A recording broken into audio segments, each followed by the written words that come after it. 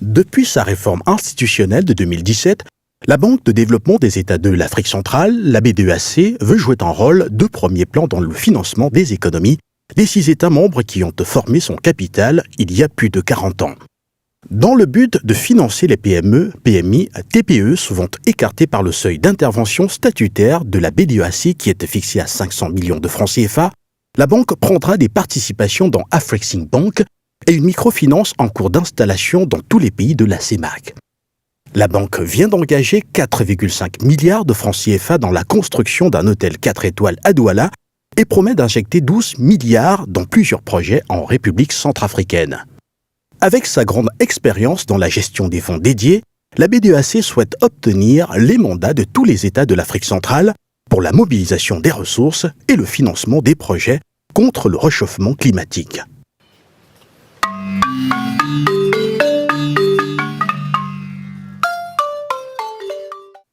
L'expérience de la banque dans la gestion des fonds dédiés a séduit les États de l'Afrique centrale qui lui font confiance dans la mobilisation des ressources et le financement des projets.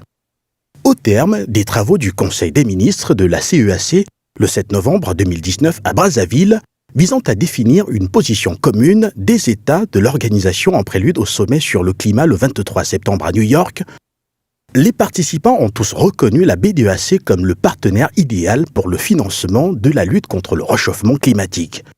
Le ministre gabonais des Forêts, de la Mer et de l'Environnement, Lee White, a affirmé que tout le monde avait été d'accord qu'il faut que la BDEAC gère les fonds communautaires dans les programmes contre les réchauffements climatiques. Tout le monde est d'accord qu'il faut que notre banque gère nos fonds. C'est une question de convaincre les bailleurs de fonds maintenant qu'ils ont la capacité de le faire, mais on est tous convaincus que le BDEAC peut effectivement gérer les fonds de l'Afrique centrale. La Banque de développement de l'Afrique centrale, elle est mieux située parce que c'est une banque qui concerne tous les pays membres de la CAC. Au lieu que les autres tiennent nos fonds, le fonds nécessaire pour la lutte contre la désertification ou la lutte contre le climat.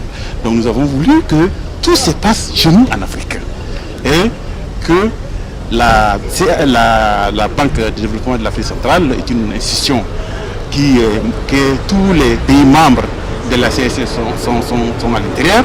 Donc nous avons voulu que, au lieu que d'autres puissent garder les fonds, nous avons voulu que la BDEAC garde nos fonds pour nous permettre de mettre à l'action tout ce que nous voulons entreprendre au niveau de la CAC.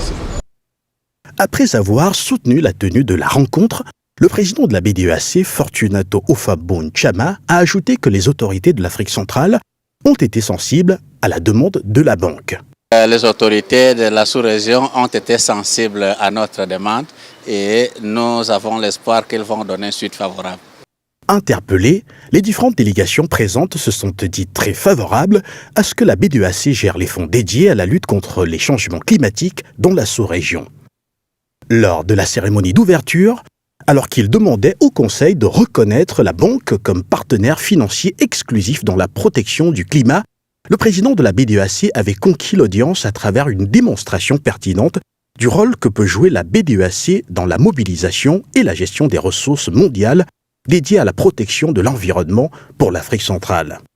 Fortunato Ofabon Chama a soutenu qu'en sa qualité d'instrument financier de l'Afrique centrale, concerné directement par les questions de développement durable, la BDEAC s'emploie aux côtés des États à l'identification, à la mobilisation et à l'affectation des ressources appropriées pour la promotion et la diversification des économies. Merci de nous retrouver ici au ministère des Affaires étrangères à Brazzaville où se tient aujourd'hui une réunion des ministres des Forêts et de l'Environnement des pays de la communauté économique des États de l'Afrique centrale, la CEAC. Une réunion qui a pour but de définir une position commune des différents États avant le forum mondial sur l'impact climatique qui va se tenir à New York aux États-Unis dans le cadre des activités de la 74e session de l'Assemblée générale des Nations Unies. L'objectif ici aujourd'hui est donc de définir une position commune qui va être celle de tous les États de la sous-région Afrique centrale. Déjà hier, les experts des différents pays et autres représentants d'organisations sous-régionales se sont retrouvés au siège de la Banque de développement des États de l'Afrique centrale pour préparer un avant-projet qui va être débattu tout à l'heure en plénière par les ministres qui représenteront chacun leur pays ici dans la capitale congolaise. Et au terme de cela, bien sûr, il y aura une adoption de la résolution. Et rappelez que la Banque de développement des États de l'Afrique centrale est donc impliquée dans la tenue de ces travaux. Elle a d'ailleurs financé les différentes invitations avec pour but, bien sûr, que l'on adopte lors de ces travaux, que c'est elle qui abritera le compte dédié au fonds bleu, le fonds bleu qui est donc appelé à recevoir les financements du monde entier pour lutter contre l'impact sur l'environnement dans cette sous-région et surtout à travers la lutte contre la pauvreté. Dans le cadre de la déclaration de Brazzaville, qui marquera la position commune face au sommet de l'action sur le climat, l'Afrique centrale doit combler son retard et montrer qu'elle dispose désormais de sa propre stratégie financière de questions environnementales. C'est sur la base de ce constat amer que lors de la réunion des ministres tenue le 29 juin à Abu Dhabi, la BDAC avait annoncé officiellement sa candidature pour abriter les ressources financières de fonds bleus pour le bassin du Congo. Devant cette auguste assemblée, je réitère solennellement cette candidature de la BDAC pour abriter non seulement les ressources de fonds bleus pour le bassin du Congo, mais aussi toutes celles que l'Afrique centrale va mobiliser dans le cadre des économies vertes et bleues. Je lance donc un vibrant appel à tous les pays de la CEEAC ainsi qu'aux partenaires de l'Afrique centrale pour soutenir et appuyer cette candidature, afin que les ressources de fonds bleus pour le bassin du Congo soient logées à la BDAC, c'est-à-dire en Afrique centrale où se trouve le deuxième poumon écologique de notre planète. Notre longue expérience dans la gestion de fonds dédiés et notre très bonne connaissance du terrain et notre fiducie constituent des arguments forts pour vous rassurer. Notre action déterminante dans la bonne réalisation de plans directeurs consensuels de transport en Afrique centrale avec la CEEAC, notre forte implication dans la mise en œuvre de programmes pilotes d'électrification transversale avec le pool énergétique de l'Afrique centrale et notre rôle actuel de maître d'ouvrage du projet de financement des forêts tropicales avec le Fonds français pour l'environnement mondial confirment notre positionnement stratégique et notre disponibilité affirmée pour prendre à bras le corps les initiatives de toute l'Afrique centrale.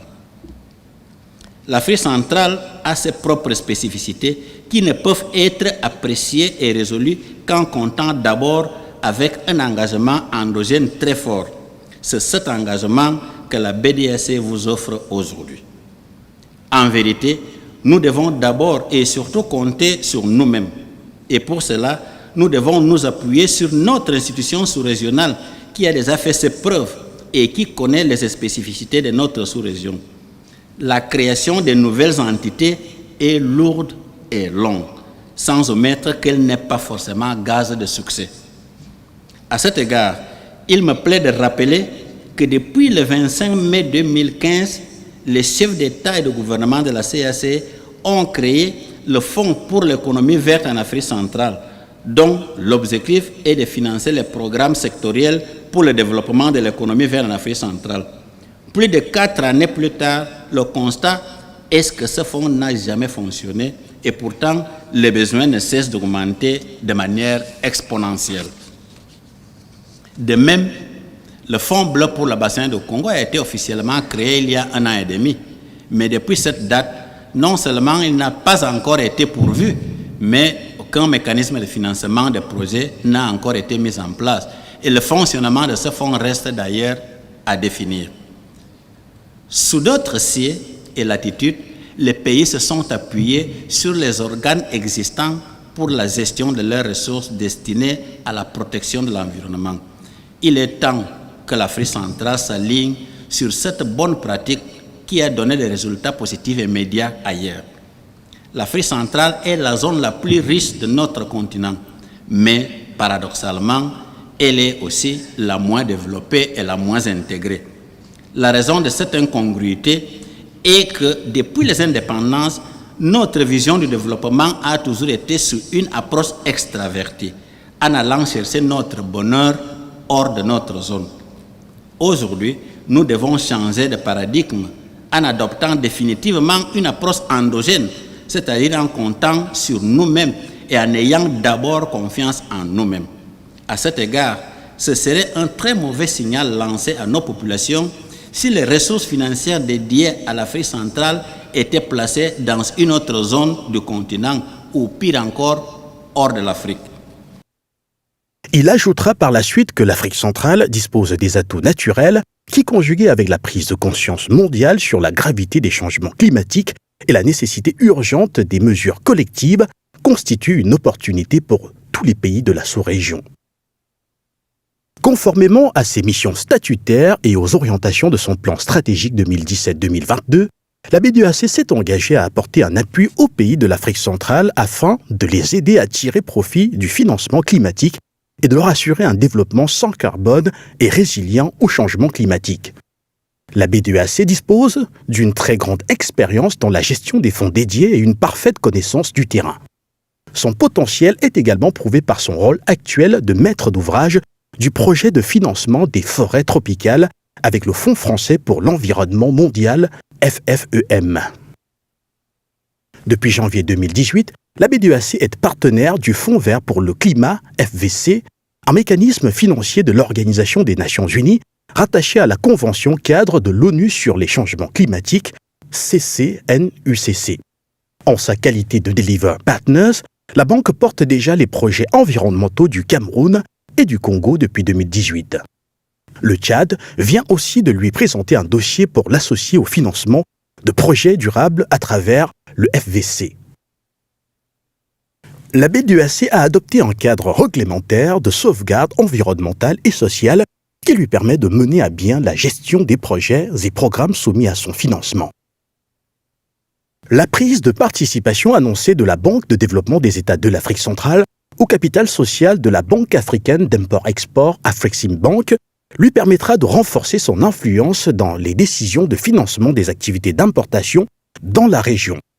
Le 9 août dernier, à Brazzaville, le conseil d'administration de la banque a approuvé la proposition de participation de la B2AC au capital d'Afreximbank. Une entrée qui cadre parfaitement avec la nouvelle politique de la banque qui vise à financer le commerce dans la sous-région conformément à son plan stratégique 2017-2022. La B2AC et Afreximbank avaient déjà adopté une politique commune de coopération dans le cadre d'un mémorandum d'entente signé le 6 mars 2018. Toujours pour être mieux présente aux côtés des investisseurs de la sous-région, la B2AC intégrera également le capital social d'un établissement de microfinance qui envisage de s'installer dans l'ensemble des pays de la zone CEMAC. La prise de participation annoncée de la Banque de développement des États de l'Afrique centrale au capital de la Banque africaine d'import-export Afreximbank lui permettra de renforcer son influence dans les décisions de financement des activités d'importation dans la région. Le 9 août 2019, à Brazzaville, le conseil d'administration de la banque a approuvé la proposition de participation de la B2AC au capital d'Afreximbank. Une entrée qui cadre parfaitement avec la nouvelle politique de la banque qui vise à financer le commerce dans la sous-région conformément à son plan stratégique 2017-2022 selon l'institution financière. La B2AC et Afreximbank avaient déjà adopté une politique commune de coopération dans le cadre d'un mémorandum d'entente signé le 6 mars 2018. Toujours pour être mieux présente aux côtés des investisseurs de la sous-région, la B2AC intégrera également le capital social d'un établissement de microfinance qui envisage de s'installer dans l'ensemble des pays de la zone CEMAC, aux côtés du programme du Golfe arabe pour le développement.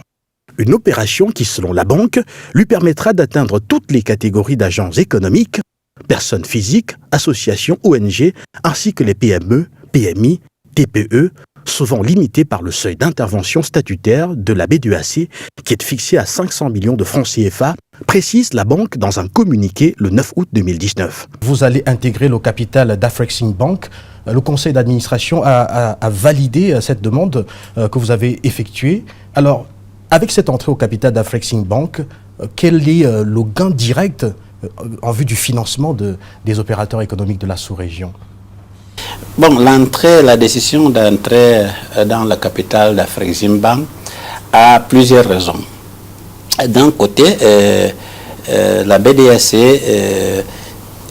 on a évoqué tout à l'heure la situation dans laquelle elle se trouvait au départ. C'était une situation dans laquelle aucune institution du monde acceptait déjà de travailler avec la BDAC.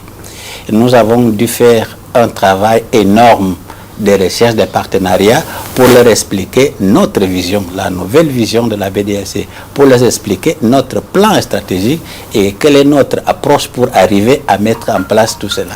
Donc, dans le cas d'Afreximbank, ils ont cru en nous, et même s'il y avait des forces qui pensaient le contraire, mais ils ont cru en nous et nous avons alors conclu un accord de coopération. Et dans cet accord de coopération, il était question de renforcement des capitaux. Dans ce cadre, nous avons déjà formé beaucoup de cadres de cette banque dans des formations même diplômantes. Dans cet accord, il était question d'avoir des financements. La BDAC a eu par la suite 120 millions de dollars de financement auprès de Afreximbank. Et par ailleurs, nous avions signé avec Afreximbank un accord de cofinancement de projets dans la zone CEMAC pour 500 millions d'euros.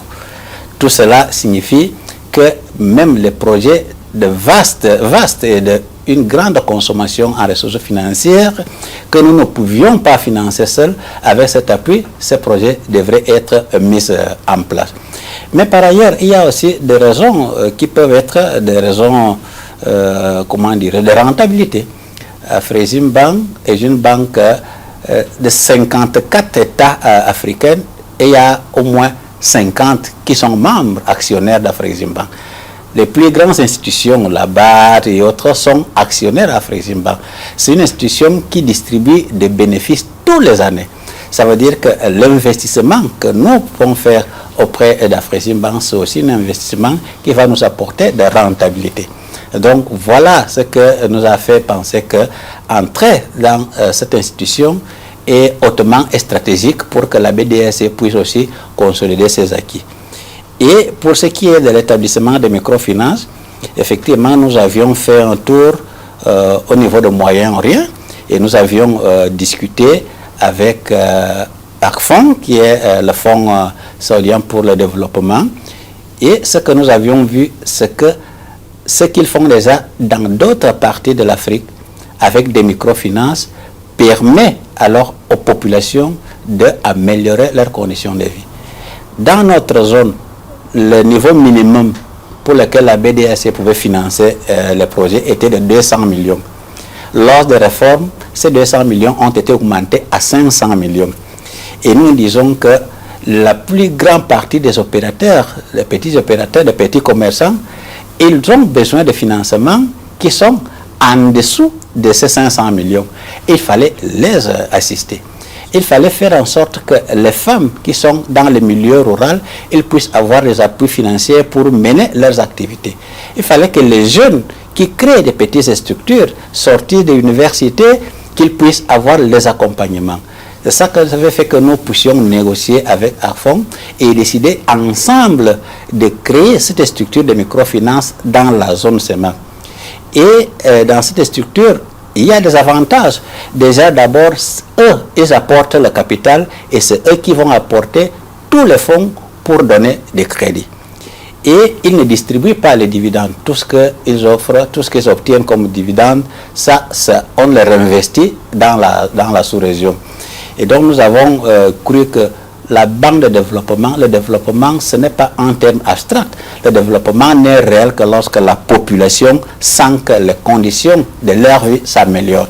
On ne peut pas penser qu'on va financer rien que les grosses entreprises, les grandes structures et la population qui est en bas, qui a besoin de financement, qui ne trouve pas l'appui. Voilà pourquoi nous avons décidé ensemble de créer cette structure de microfinance qui va s'installer dans tous les pays de la sous-région. Le 4 juillet 2019 à Douala, le président de la BDEAC a procédé à la signature d'un accord de prêt avec Dieudonné Bonnier, administrateur de la société BNB Investment SAS, pour la construction d'un hôtel 4 étoiles dans la capitale économique camerounaise. Un projet cofinancé avec la Commercial Bank of Cameroon. Par cette convention, la BDEAC consent à la société BNB Investment SAS un financement d'un montant de 4 570 millions de francs CFA. Il s'agit d'un complexe hôtelier à 3 minutes de l'aéroport international de Douala qui comprend 125 chambres standards, 5 chambres pour handicapés, 20 suites dont une suite présidentielle et des facilités traditionnelles comprenant le business center, la salle de gymnastique et fitness, les salles de massage et sauna, les restaurants et les salles de réunion. Dans le financement des économies, à côté des États de l'Afrique centrale, vous accompagnez également les privés. On vient de voir un prêt accordé, un prêt de 4,5 milliards de francs CFA accordé à un privé camerounais, dont en l'occurrence M. Dieudonné Bonnier, qui est notamment PCA du groupe Bocom Petroleum. Alors, pourquoi avoir choisi ce projet hôtelier à 3 minutes de l'aéroport international de Douala et pas un autre? Qu'est-ce qui vous a motivé? Oui, effectivement, notre plan stratégique, après le constat que plus de 80% des interventions de la BDEAC étaient sur le secteur public, et nous nous sommes dit que le secteur qui peut vraiment booster nos économies, c'est le secteur privé.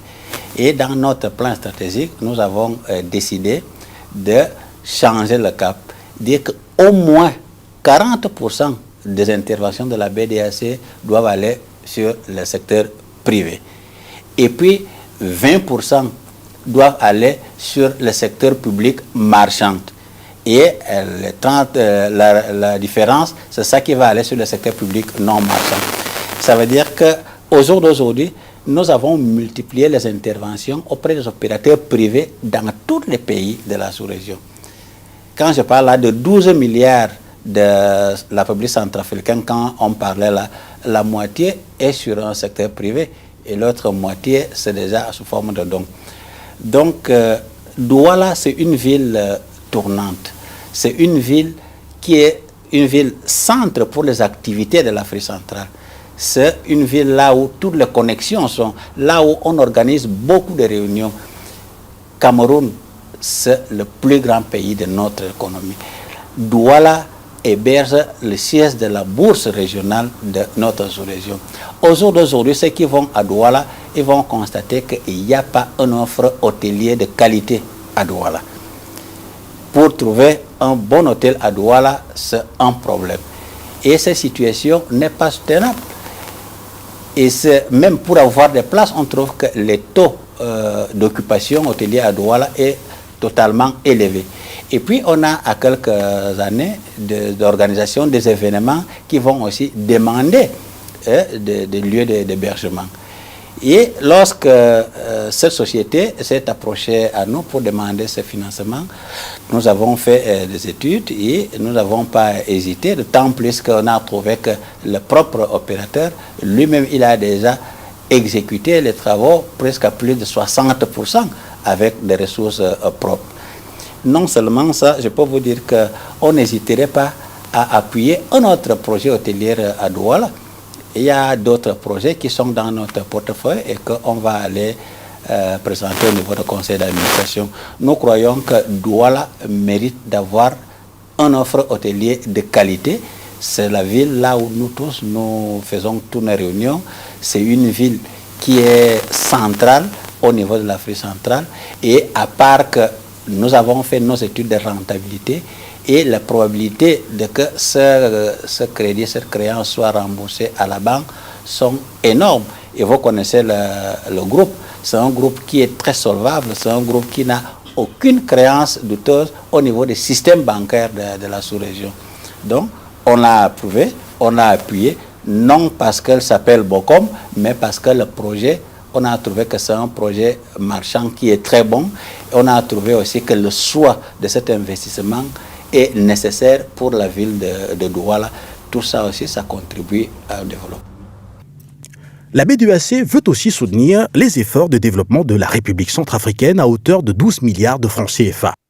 Selon les autorités centrafricaines, plusieurs projets sont d'ores et déjà en étude à la BDEAC, notamment la modernisation de l'aéroport de Bangui, le bitumage de l'avenue Idriss Déby, la construction de la centrale hydroélectrique de Dimoli et la réhabilitation de l'usine de coton de Gifa.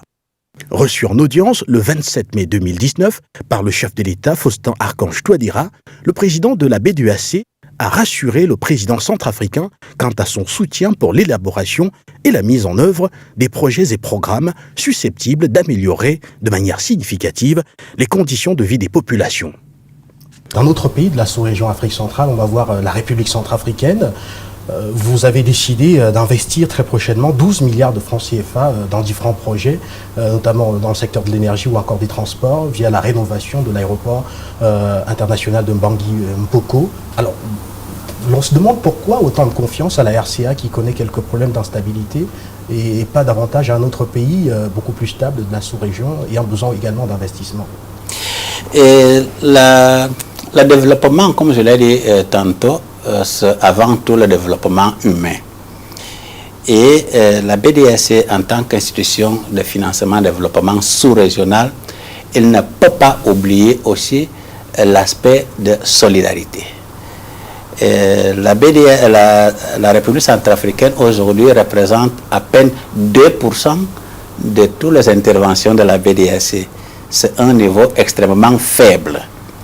Mais se justifie par la situation sécuritaire qui régnait dans ce pays. Aujourd'hui, les autorités et les acteurs politiques de ce pays ont décidé d'œuvrer vers la paix et il y a eu la signature des accords de paix et il y a déjà un peu cette stabilité.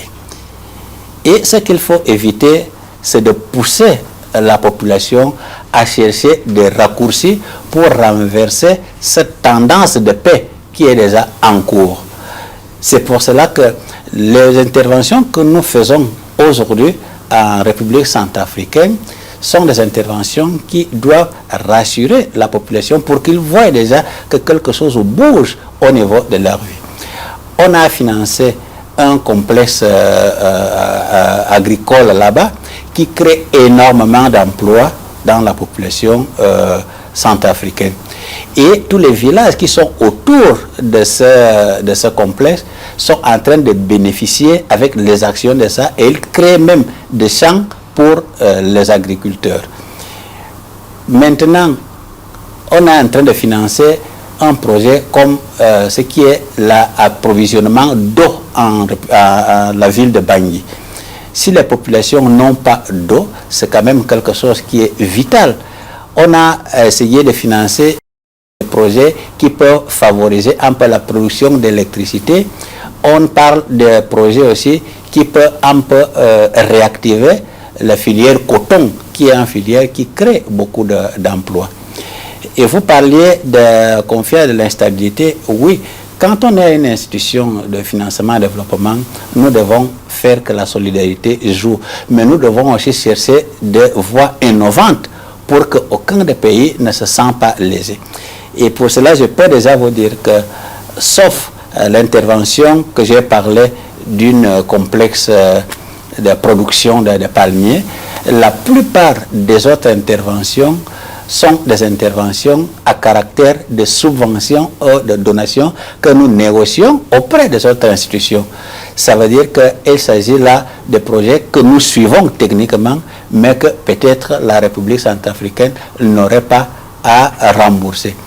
Et cependant, au fur et à mesure que la situation économique s'améliore, on n'écarte pas qu'on va continuer à financer les projets, mais on va analyser, il y a des projets qu'eux-mêmes ils peuvent aussi générer les ressources pour se auto-rembourser. Mais on ne peut pas écarter un pays tout simplement parce qu'il y a une situation délicate, parce que sinon on ne serait pas en train de faire notre travail. Effectivement, nous avons maintenant 5 projets en fonctionnement en République centrafricaine et nous avons dans notre portefeuille 8 autres projets qui sont en phase d'instruction et que nous envisageons de pouvoir financer l'année prochaine. Dans tout financement, nous cherchons à maîtriser les risques et ce qui fait qu'au jour d'aujourd'hui, on parlait tout à l'heure que le conseil d'administration était satisfait des indicateurs. Quand on prend la BDAC en 2016, le taux de créance douteuse était de 15% de tout le portefeuille. Mais au jour d'aujourd'hui, ce taux de créance douteuse n'est que de 3%. Donc ça veut dire que le portefeuille s'est énormément amélioré en qualité et nous prenons toutes les mesures pour que quand on met les ressources quelque part, qu'on ait au moins l'assurance de qu'on va les récupérer. La BDAC vient également d'engager 151 milliards de francs CFA dans le financement d'un ensemble de projets dans la sous-région, notamment la construction du nouveau terminal de l'aéroport international de Bata, dont le chantier a été officiellement lancé le 30 juillet 2019. Des projets qui, en plus de générer des millions d'emplois, dégagent une portée exceptionnelle. C'est le cas du renforcement du centre hospitalier et universitaire de Brazzaville. Si la construction du nouvel aérogare de l'aéroport international de Bata renforce le positionnement stratégique de la ville, tant à l'intérieur du pays qu'au plan régional, du fait de sa proximité avec le Cameroun et le Gabon, le deuxième, quant à lui, apportera une solution sanitaire efficace aux populations congolaises qui disposeront ainsi d'une structure plus fiable. Et donc, comme vous pouvez le voir, le président de la République, Théodoro Obiang-Nguema Mbasogo, procède en ce moment à la pose de la première pierre de ce nouveau terminal de l'aéroport international de Bata, un terminal futuriste qui permettra au pays de davantage se positionner comme un hub potentiel au cœur de l'Afrique centrale et surtout au cœur du golfe de Guinée. De nombreux Africains pourront bien entendu voyager à travers le monde en se rendant uniquement en passant par ici, bien sûr, en atterrissant ici, un peu comme on le voit aujourd'hui avec des hubs comme Nairobi ou encore Addis Abeba. Voilà. Un potentiel qui est donc renforcé et qui permettra au pays de se renforcer, de se repositionner donc comme étant ce hub potentiel qui viendra ici donner une chance unique à l'Afrique centrale d'avoir son propre hub. Quand on sait que beaucoup d'Africains aujourd'hui voyagent à travers le continent pour atteindre des plateformes qui leur permettent de mieux atteindre le monde. Donc désormais pour l'Afrique centrale, beaucoup pourront, pourquoi pas, passer par ici, atterrir ici, décoller d'ici pour atteindre le monde et c'est tout simplement remarquable. Donc on assiste à présent à la pose de la première pierre.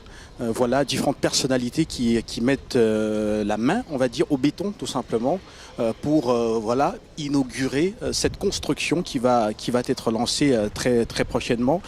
Et voilà, on va dans quelques instants avoir... voilà, vous avez donc ici en image le président de la République, voilà, qui inscrit donc quelques lettres sur ce tableau. Et ce qui, bien entendu, est montre que cette cérémonie est déjà très très avancée et on verra d'ailleurs. Vous verrez tout à l'heure sur nos antennes, bien entendu, le reste, surtout l'événement de ce matin, l'inauguration du port en eau profonde de Bata, une autre infrastructure de classe sous-régionale, internationale, qui permettra également à la Guinée équatoriale de davantage se positionner comme étant un hub également dans ce secteur-là. On a parlé de la compétitivité de ce port en eau profonde, comparé à des places comme Douala ou encore Kribi, on voit très bien que on en est extrêmement loin en termes de compétitivité et donc voilà, les pays enclavés du continent qui pourront désormais se retourner vers Bata pour leurs importations et certains Camerounais même d'ailleurs de la partie sud ou encore de la partie ouest qui pourraient davantage penser à cette infrastructure portuaire aux tarifs douaniers exceptionnels pour pouvoir bien entendu se lancer. Il y a également des pays comme la République centrafricaine qui en ce moment travaillent avec les ports de Kribi, également de Pointe-Noire au Congo, qui pourrait, un pays comme celui-là, qui pourrait se retourner également vers la Guinée équatoriale et importer et exporter à partir du port international, du port en eau profonde, autant pour moi, de Bata, qui a été inauguré ce matin, une capacité de stockage de 150 000 conteneurs, voilà, avec des capacités d'extension, voilà, qui garantit ici qu'on ne pourrait pas rapidement avoir des problèmes d'engorgement, comme c'est le cas dans certains ports de la sous-région. On peut citer d'ailleurs le cas du port autonome de Douala, qui connaît un engorgement qui malheureusement rallonge les délais de passage des conteneurs, ce qui crée beaucoup d'incidents. Et donc avec une infrastructure comme celle-là, eh bien, comme celle du port, comme le port en eau profonde donc de Bata, on en est très très loin. Et voilà le président de la République qui vient donc d'inscrire ces quelques mots qui viennent ici, bien entendu, mettre fin à cette cérémonie de pose de la première pierre donc de ce terminal, de ce nouveau terminal de l'aéroport international de Bata, un terminal futuriste, on vous l'a dit tout à l'heure, qui sera bâti par une entreprise coréenne, voilà, et qui, on ne va pas cesser de repréciser l'intérêt d'un tel investissement, dire qu'il y a une compétition aujourd'hui aux grandes places aéroportuaires. Le Sénégal d'ailleurs, qui avec Blaise Ndiaye veut se positionner comme étant la plateforme en Afrique de l'Ouest, la plateforme idéale en Afrique de l'Ouest pour pouvoir atteindre l'Occident. Et aujourd'hui, on a en Afrique centrale un potentiel énorme qui pourrait ici donc être exploité à partir des plateformes donc de Malabo et également de Bata, avec la construction de ce nouveau terminal.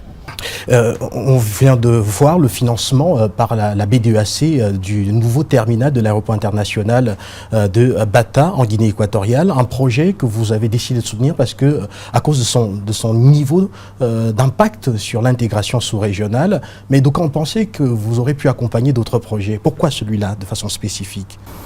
Mais nous n'avons accompagné que celui-là.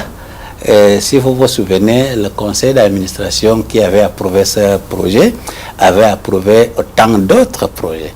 Et en Guinée équatoriale, à part l'aéroport, il y a aussi un projet d'un complexe agropastoral qui avait été approuvé et qu'à la date d'aujourd'hui, nous avons déjà fait le décaissement et le projet est déjà en cours d'exécution.